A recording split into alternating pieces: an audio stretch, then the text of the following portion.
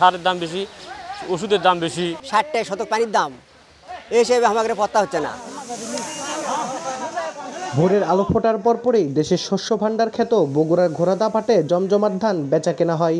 এবার ইরি মৌসুমের শুরুতে ধানের দাম কিছুটা কম থাকলেও শেষ সময়ে এসে সরবরাহ কমায় মন প্রতি দাম বেড়েছে 100 থেকে 200 টাকা পর্যন্ত।